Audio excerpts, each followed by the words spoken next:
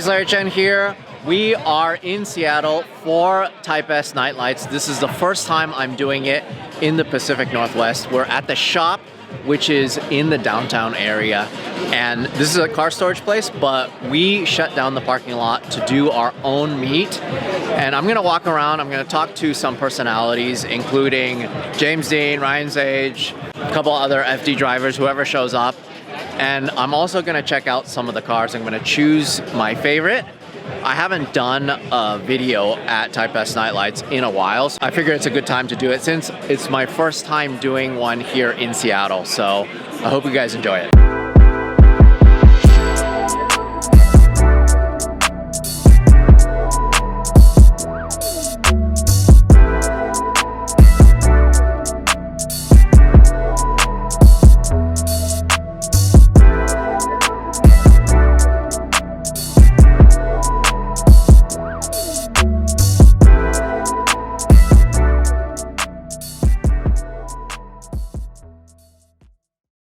What are you excited about?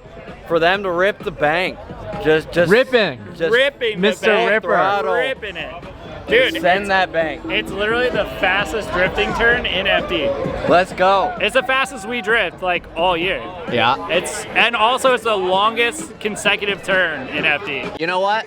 I didn't really appreciate what you guys do until I started drifting myself. Yeah. I seriously was for so long, like 17 years, I was like, that's cool. Yeah.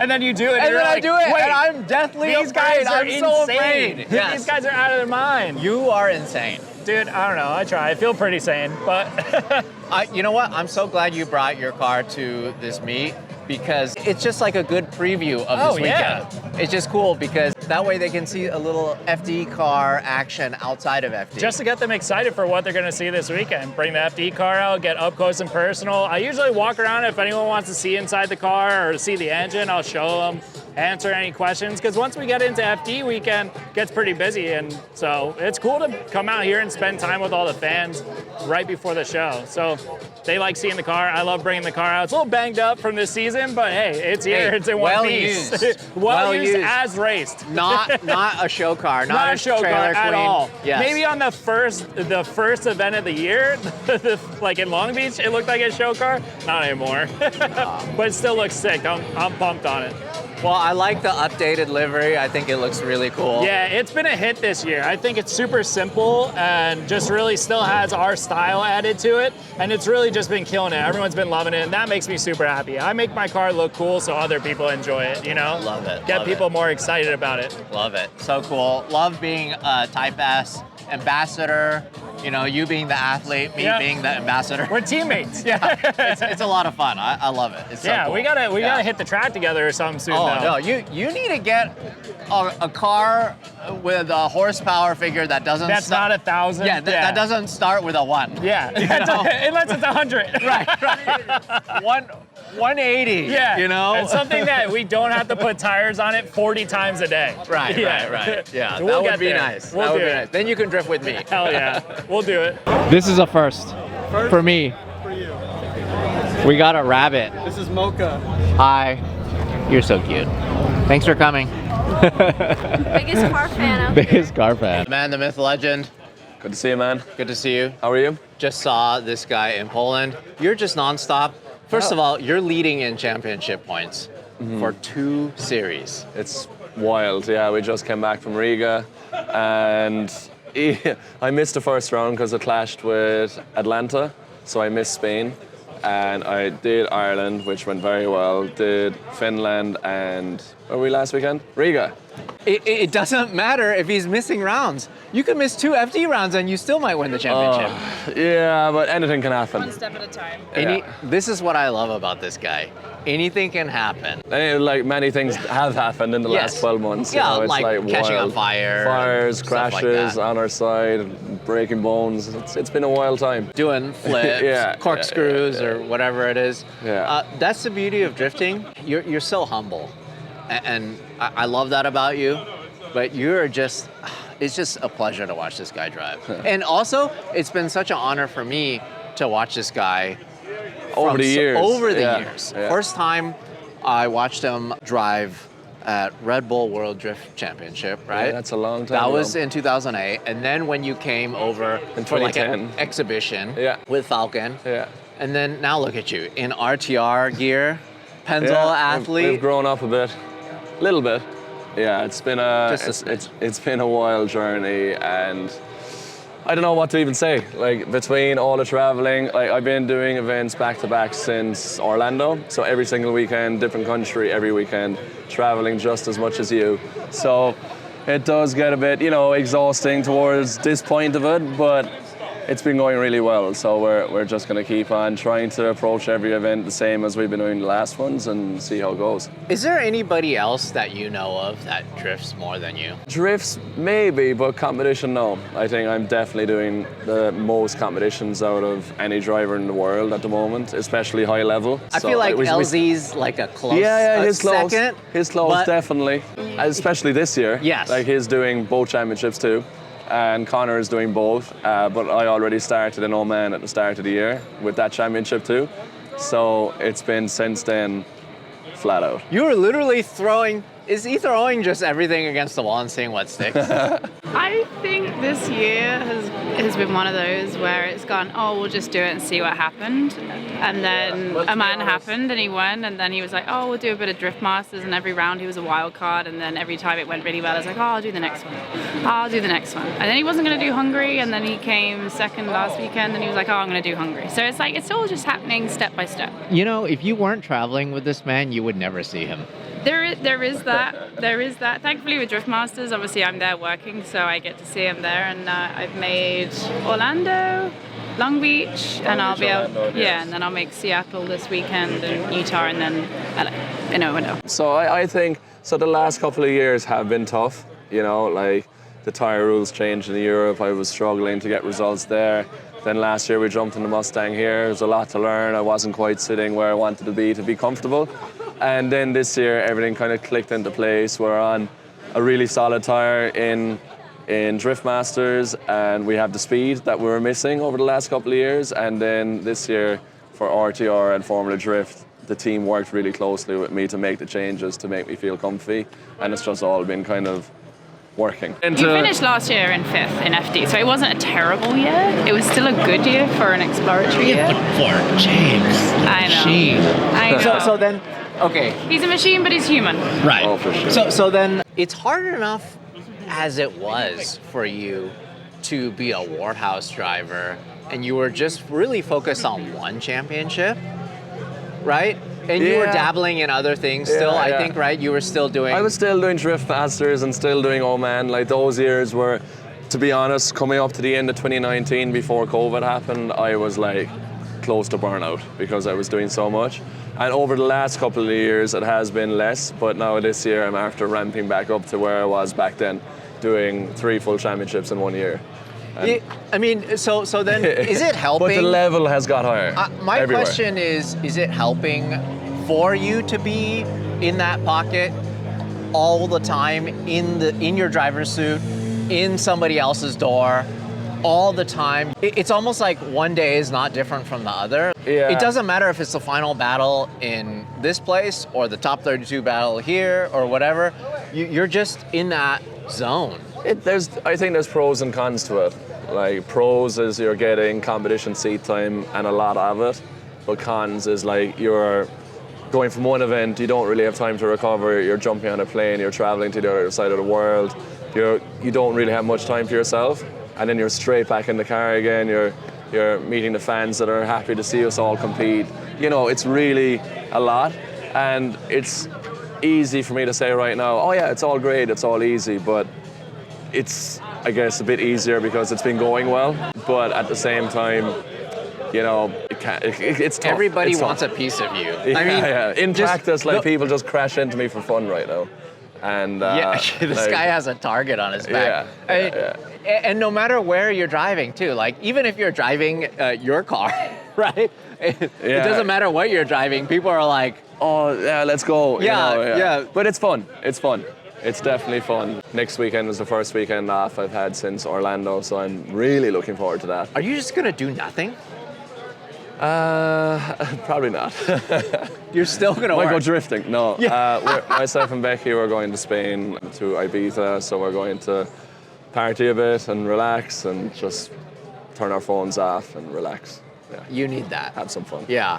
I feel like even F1 drivers needs a break. Oh, absolutely. Right? Yeah. It really is a pleasure. It's so cool between Thank you, man. featuring your four-rotor in Ireland Yeah. with your home crowd there. That was sick. Debut of that car. So cool. Just busted everybody's eardrums. Yeah. What a great It's a cool event. machine. Yeah, it's super It's cool. a sick machine, and I've been having a lot of fun in that too. And you know, away from the competitions and just putting on a show here and there. I absolutely love that car, and I've had that car since just after we met. So we built that car after Red Bull in 2008. So I've been using that car every year for different things since 2009. So it's a cool car. It's the longest car that I have in my possession. So like I'll never sell it. I It'll just never love the go. layers. Yeah. Like it has all the old history still in it. Yeah. Well, I was looking at this yellow one here. Yeah. So, yeah, super cool car. But my car was yellow, very similar to this. I couldn't have guessed that. And it was at the first ever, not this car obviously, but the yellow, my car was at the first ever drift event in Ireland. So I remember seeing that car and moving that car when I was a 10-year-old kid before I ever had it. One of my brother's friends owned that car, so I know that car since I was 10 years old. Nice. Yeah, that's why you caught me when I was looking at this. I just want to say really how proud I am of you, really. And Thank you, man. I know this motorsport journey has taken us all on such a journey, and a lot of us together, even though we're doing different things, but keep crossing paths. And I love it. The Awesome. people that you meet is incredible, and I think it's the best part about it. I just want to give a big shout out to my friends from Type S and Anti-Gravity Battery for coming out here. So Type S has been such a big supporter of the content that you guys are watching on this channel, and I definitely appreciate the fact that they support car culture in so many ways. They're sponsoring Formula Drift, they're supporting creators like myself, and they just love the fact that Underglow as a cultural thing in car culture has come back in such a big way. So that's what we're here to promote. And look at this view. Look how cool this is. We have downtown Seattle just right down the street here. And then look how many awesome cars came and showed up to this meet. Alex, your S14, pick of the show for me. Thank you. Honestly, my favorite part, I already liked this as a build. K turbo, very simple, drift car, functional. But what blew me away was your trailer setup. You know, I'm sure you hear this all the time. A lot of people say the KA is a truck motor, right? Yeah. A lot of Japanese guys like it though, which is interesting. And you took it to the next level by using it as something to tow. Yeah. And I guess I never thought about it like that. the thing is, you already have Underglow, but we're gonna send you a set of Type S Underglow for your trailer because it's only fitting for it to be matching. I think that would be great. This would be the perfect drift week car because then you can store all your spares and stuff in there. Yeah, I actually got the idea from my friend Jimmy. You actually met him. He's got the Corvette C5 with the trailer as well. So I ended up getting this shell for free, and the front was all messed up. So I cut it in half, made the trailer, and here we are. So then you technically didn't ruin a car for this. No, I would never. It was already ruined. No, yeah, it was already ruined. Where did you drive this from? So I have my stuff registered in Idaho, but yeah, I drove it from Snohomish, Washington. So Got it. not far. You honestly have the best plate ever. Yeah, it's pretty Like, cool. how the hell did you get this plate? It literally says drift car. Yeah. Like, if you didn't know already. This is so cool. I absolutely love it. So then, when you drive this around in this configuration, you must get a lot of funny looks. Oh yeah. People are like, what the heck are you doing? Yeah, I get looks all the time just driving the car, and then I put the trailer on, and it's just like everybody, everywhere I go, you know? It's really cool. It's so cool. Like, what's the next event you're taking this to? The next event? Yeah. Oh, maybe after Formula Drift, there's a Sunday open drift. I might drive there. So. And then you store your spares and tires. Yeah, that's in why this? I built it actually, because the whole back of the car is fiberglass. So I always loved, throwing a set of tires, some tools, and a jack in the trunk, and driving to the track and drifting all day, and then driving home. And then I ended up, getting a truck and trailer, and then doing that. But it's all a hassle, right? So I built this specifically for that reason, so that I can put all the tools, spares, everything in here, drive to the track, unload it, and I just drive out on track. I don't have to do anything. So good. Yeah. It's funny because you went opposite world. When I think about it being easier to go to a drift track, you get a truck and trailer, in case you break down or whatever. But you're like, you know what? I'm just gonna make it more fun by building this as a trailer. So are you gonna match it color-wise? Yeah, that's the plan. Yeah, it's to paint it the same color. I actually had a pair of skirts that were already paint matched. And then the bumper, actually, when you get to the track, take the bumper off and you put it on the car.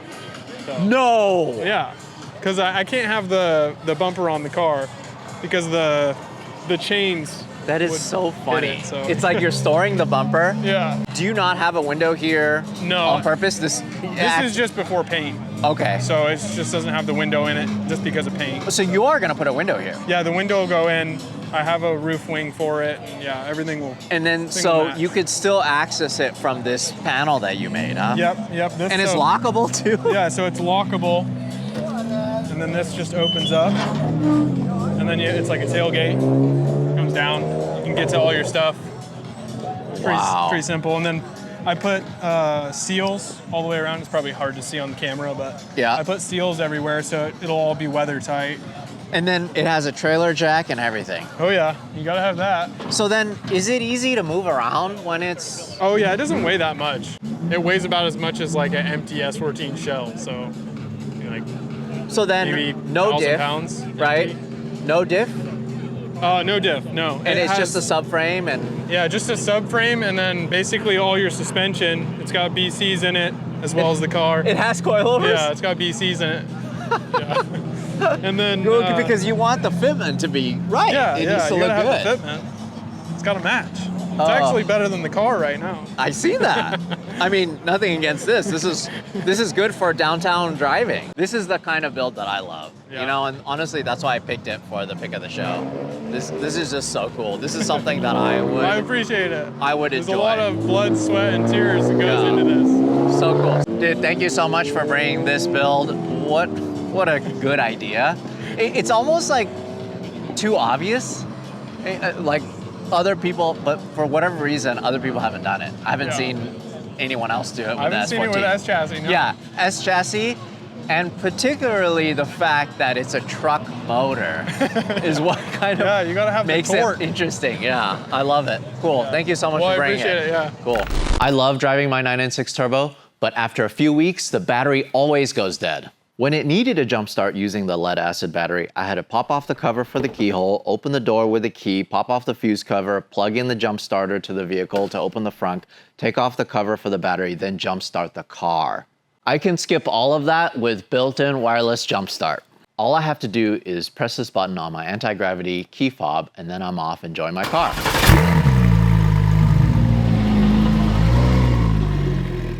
Tell me about your GR Corolla. Yeah, so this is the 2023, we call it the Corolla. It's a spin with what we do at Golden Ranch Supply Co. It's a spin on what a BMW owner would do if they were to mod a GR Corolla. We try to use a lot of European-inspired source parts, such as the Venturi intake. This is, what I didn't know is this is their best-selling intake model as of recent. It absolutely was, and actually we closely worked with Venturi developing this intake, so we had a hand in like what was from the Yaris intake to putting it on the GR Corolla. So we got to closely work with Bilal and Imran over at Venturi. And this is not just for show, this actually makes quite a bit of power. This makes a lot of power, and you know, one thing that's awesome about the Venturi guys, they actually redid the whole intake system to make it work for the GR Corolla. So if you see the back piping here, it's actually full carbon. They went back to the drawing board and they said, hey, how do we get more power from the GR Yaris intake and put it in the GR Corolla? So they revamped this whole intake system specifically for this platform. And of course, you guys have your own stuff on here from Golden Wrench. So you make these really cool billet aluminum caps. Correct. Just to kind of dress up the engine bay, but they are functional as well. Yep, so we do offer a 5-piece kit. We have the oil cap, the coolant cap, the coolant drain bolt, the washer fluid cap, right, and then the brake master cylinder. And then so some of these are like they attach to the OEM one? Correct. So it's like a 3M tape. We try to make it easy. We want to make all our parts something that the average consumer can go home, not just have to take it to a shop and get it done again. This is easy 3M tape, and essentially you put it under the cap and then just installs within 10 minutes and kind of dress up your engine bay that way. I really like this though. I think it's so cool that you built it like a European car with the European BBS wheels. The Recaro seats. The Recaro seats. Who makes that shifter? This is a European brand, just HRSHN Racing. They actually developed this shifter at the Nürburgring. Wow.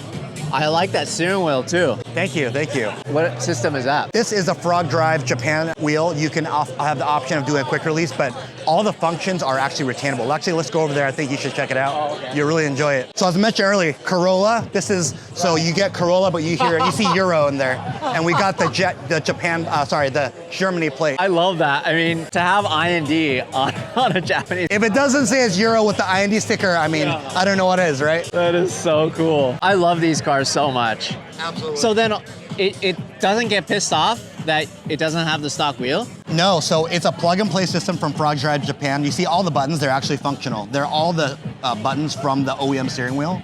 So cruise control, volume, Bluetooth, all of it, plug and play. It's a great system. I got to work with those guys. Literally 2 weeks before SEMA last year, they sent it over and they're like, all right, let's see if it worked for the GR Corolla. I love these so much. What do you think about the new front end? It's controversial, but I think it's one of those things people aren't used to change. Give it about 6 months. I think there's gonna be some stuff coming soon. Awesome. And you guys will be super excited. Super cool. Well, thanks for bringing this out. Love what these guys do. I run their products on my Supra. Yep. It's just so cool. It's just like the smallest thing just to touch it up, and it makes it just that much cooler. Yeah. Well, welcome to Seattle, man. I'm glad you're here. Glad to be here. All right, so what's going on with your Integra? What do you want to know? A lot, I guess. Man. I don't know. Just walk us through it. This thing is wild. So it's the original motor that came with it, but it's been built, obviously. So it's 84.5, compression's 12.5 to 1. The bottom end is built by Golden Eagle Manufacturing, balanced and blueprinted. The head was done by Tom Vegeta at Portflow. Gen VI TVs, Toyota C2 cams. So this just won Weckfest up here. Right, it did. What a Best of build. show. How long did it take for you to get to this point? I'm the original owner of it, so I've had it since 01. So I mean, different iterations and changes and mods since then. So I mean, it's, I don't know. So you bought this as a brand new car? Yes, I did. Still have the window sticker, the brochure that came with it, the packet. You know, when you used to go to the dealership and you get the little catalog and everything like that, still got all that. Amazing. That is incredible. Dude, Dude, this is the real deal. Like, this is... Yeah. Oh, geez. So it's an old school JL box, you know, for the Integra that was early 2000s, been discontinued now. So cool. The main focus was keep the exterior kind of simple, you know, no wing. I kind of went aggressive with the fenders, but my main focus was always the engine bay. Yeah, the engine bay is just so clean. It is so good. So then, are you able to drive this? Yeah, I've been, that much? so this build has been the same, well, motor-wise internal since 07. So it's been tuned since 07, flew some tuners up here, and been driving ever since. It used to be a daily back in the day. You know, driving it back and forth to work in the rain, especially in the Seattle weather. Have you dynoed this? Yeah, so it's it's fully tuned. It's on the old school AEM box, the gray box. 233 to the wheels with 153 foot-pounds of torque. Bang gears at 10K. Because anything past 95, it just tapers out, it's just flat. But we set it to 10K. By the time you shift and everything, it hits that. It's gotta sound so good though. Right, it's not too bad, especially in the tunnels. I love it, I love Thanks, it. man. Thank you so much for bringing this out. Yeah, man. Another one of my favorite cars here. Beam swapped A86. Very well used. A lot of paint chips. Nice looking drift car. Incredible. Oh, buddy.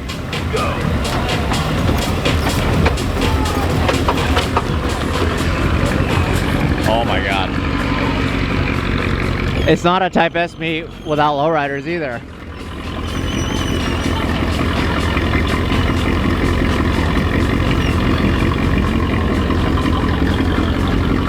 Hell yeah.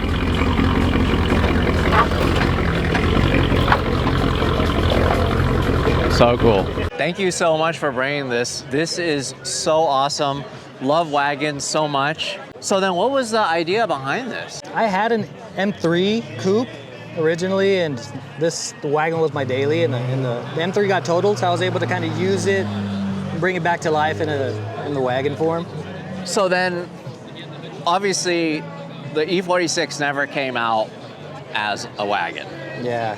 And so what you've done is you've created one yourself. Yeah. What did you have to do? There's just, I'm assuming there was just so much that you had to do to get everything over. Yeah, so BMW made one and it sits in their museum. And so I kind of used that as a, it was always something that it was like my poster on the wall type of thing. Just kind of doing research after I had a lot of parts to use. I mean, pretty much everything is bolt-on mechanically. It was the body work that was really the second phase, but the... Right, so what did you have to change body-wise? So the quarter panels are M3 quarter panels that have been welded in here. So like they join? So so they're just giving you that extra, a little bit of flair. But this is all normal wagon part right here. But then you add it over here. Correct. Even to the point where it goes to the door. And so even metal was added to the door to help kind of... Oh, it's so subtle. It's kind of crazy to me that you went through this great length just to create this. So Porsche brakes. Yeah, 996 setup. I bet only car guys do a double take on this thing. Yeah. Right, so that when they look at it, they're like, there's something funky going on with this. Yeah. I've had moments where it's like somebody who's not even into cars, but they used to own an M3. Like I was at Alki and some guy was jogging with his wife, and he turned back around. He was like, not even into cars, but he could spot the... Right.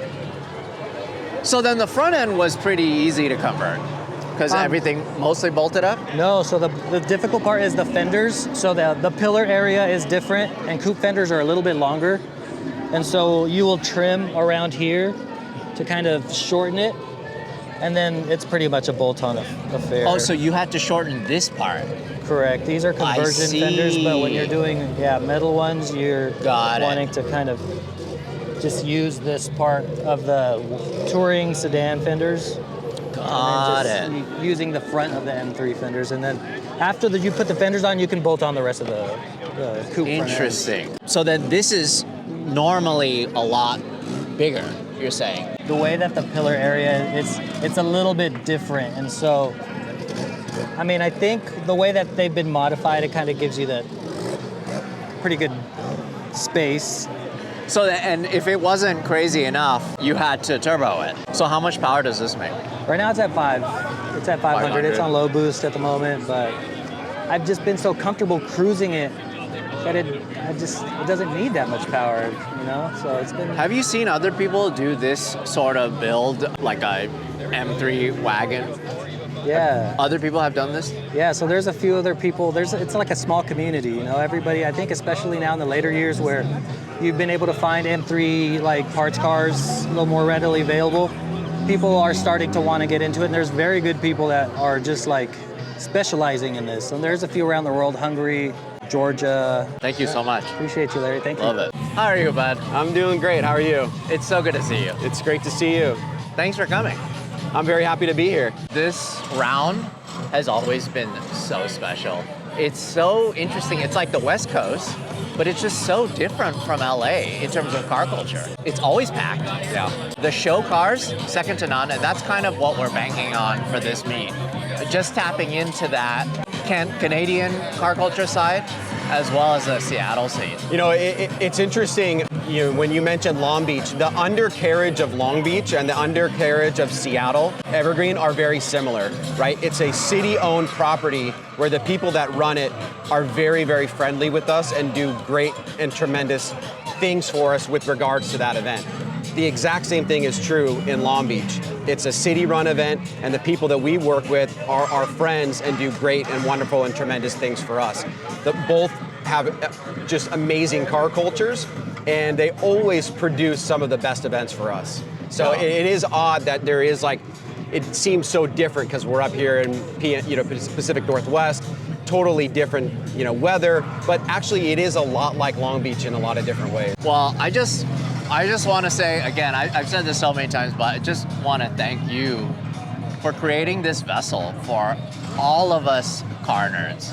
You know, if I didn't have something like Formula Drift to practice my craft, and so many other videographers and photographers and drivers, and look what you've done for car culture in general. Do you think about that ever?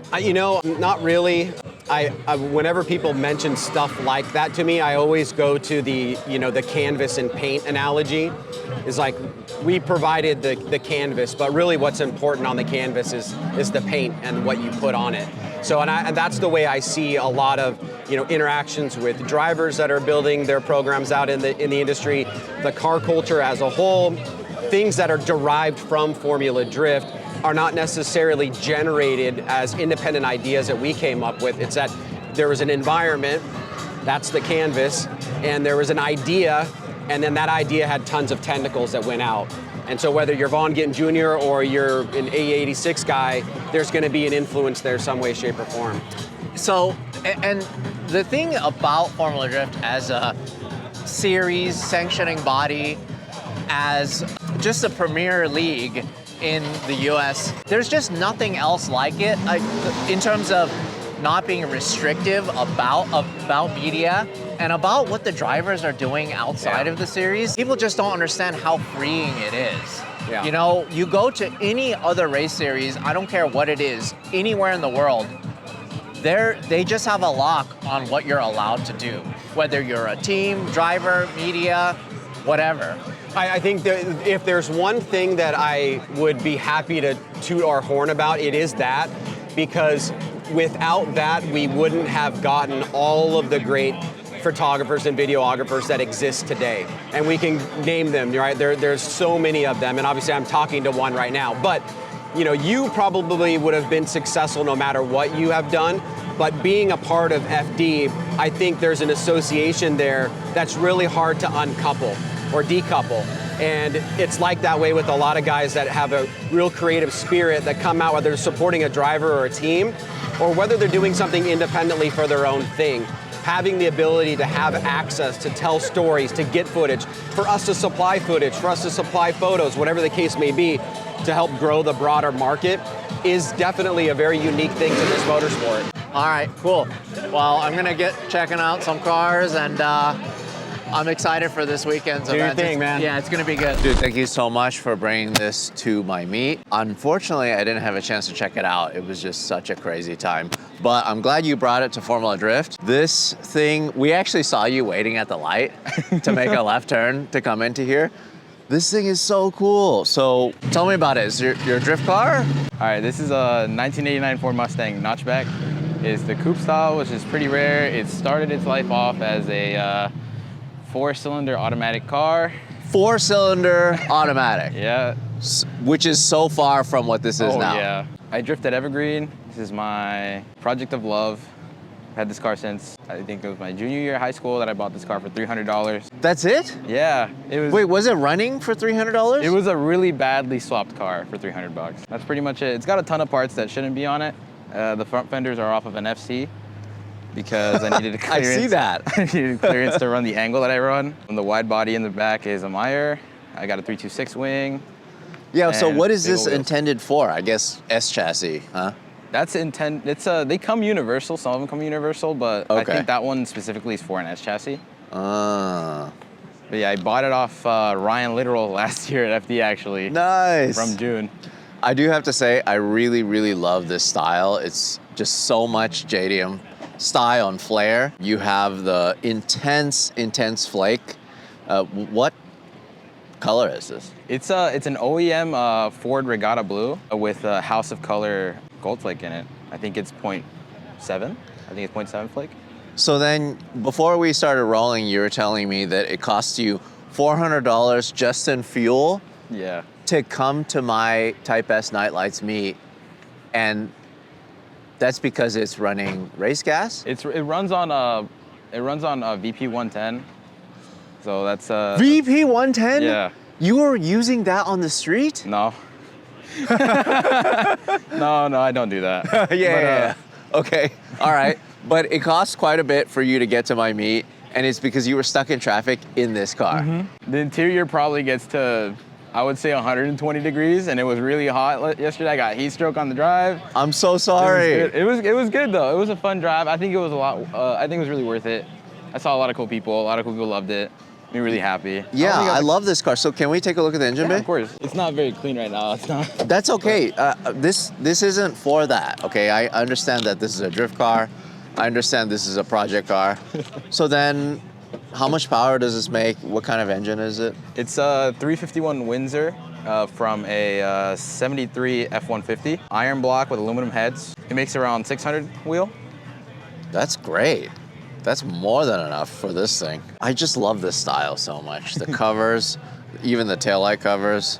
Love the wheels. Did you find these like in Japan, or how did you get these wheels? One of my friends was selling them. They were quite a while away from me, and one of my friends lives in that area, sent me the listing, and same day I went to go pick them up because I'd been looking for some chrome. So I really like chrome. Is this what you actually drift on? Yeah. What about the cage? Is that something you added?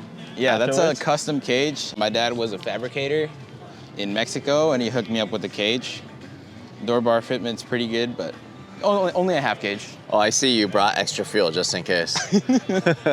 Really, really cool build. Thanks for bringing it. You know, I have to say, this car show always never disappoints. There's just so much good locally built, home-built cars that come, and this is no exception. I love this so much. This is great. Thank you so much for bringing it. When are you gonna drift it next? Tomorrow. Oh, there's a drift day tomorrow? I'll be here tomorrow. Got it. I'm gonna walk across the street and buy gas from the co-op. You drive this to the drift event on the street, then drift all day, and then drive home? You don't trailer it? I live really close. I live next town over, so it's not a horrible drive to do. But usually, if I go to another track, like Billings or Spirit Peaks, I'll trailer the car there. Got it. Should have trailered it to my meet. I was thinking about it, but where would I park? Wait, is this for security? Oh, that's my trunk prop. Oh, okay. My fuel cell. My fuel cell. If somebody wanted to steal your car, you just bring that out and just whack them.